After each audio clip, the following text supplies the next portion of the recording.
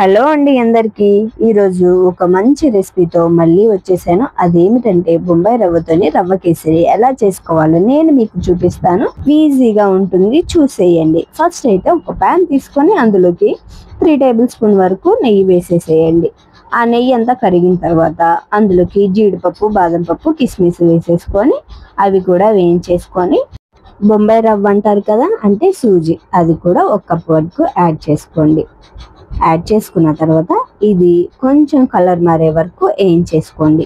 ఆ నెయ్యిలోని వేయించేసుకున్నాక వేరొక ప్లేట్ తీసుకొని అందులోకి మొత్తం అంతా వేసేసుకోండి. ఇలా వేసేసుకొని దీన్ని కూడా పక్క పెట్టేసేయండి. ఇప్పుడు మనం 1 కప్పు సూజీ తీసుకున్నాం కాబట్టి 3 కప్పుల వరకు వాటర్ యాడ్ చేసుకోవాలి. ఆ వాటర్ కూడా యాడ్ చేసుకొని ఒక మూత పెట్టేసి ఒక 10 నిమిషాలు ఉడికించేసేయండి. ఆ వాటర్ని కూడా మరిగించేసేయండి. ఆ మరుగుతున్న వాటర్లోని మనం వేయించి పెట్టిన సూజీని అందులో వేసేసుకొని మొత్తం అంతా కలిపేసేయండి. ఇలా గంటతో కలపడం కన్నా బిస్కెట్ తీసుకుంటే ఇంకా బెటర్ అనమాట. ఎందుకంటే ఉండలు ఏమన్నా ఉంటాయి కదా, అవి మొత్తం పోతాయి.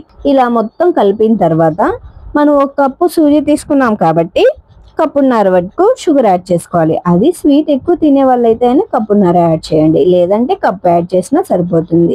ఇలా షుగర్ యాడ్ చేసిన తర్వాత మొత్తం కలిపేసేయండి. అంటే కన్సిస్టెన్సీ అనేది లూజ్ అవుతుంది. గ్యాస్ని హై ఫ్లేమ్లో పెట్టేసి మొత్తం మళ్ళీ దగ్గర పడుతుంది అనమాట. ఇలా కలిపిన తర్వాత ఇందులోకి కొద్దిగా ఇలాచీ కూడా యాడ్ చేసుకోండి. మీకు ఇష్టమైతేనే ఫుడ్ కలర్ కూడా యాడ్ చేసి మొత్తం అంతా మళ్ళీ ఒకసారి కలిపేసేయండి. ఇలా కలుపుతూనే ఇందులోకి ఒక 2 స్పూన్ల వరకు మళ్ళీ ఒకసారి గీ యాడ్ చేయండి, అంటే నెయ్యి యాడ్ చేసుకొని దాన్ని కూడా మొత్తం అంతా కలిపేసేయండి.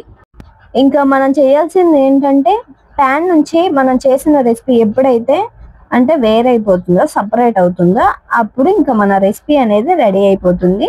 ఇంకా అంతే, సింపుల్ అండి. నేనైతే సింపుల్ వేలోనే చెప్పానని చెప్పి అనుకుంటున్నాను. పెద్ద ప్రాసెస్ ఏమి ఉండదు, ఈజీగా అయిపోతుంది. మీరు కూడా ఒకసారి ట్రై చేయండి. ఇలా బొంబాయి రవ్వ టిఫిన్ లాగా చేసుకొని తినడం కన్నా ఇలా చేసుకొని తింటే ఇంకా బాగుంటుంది.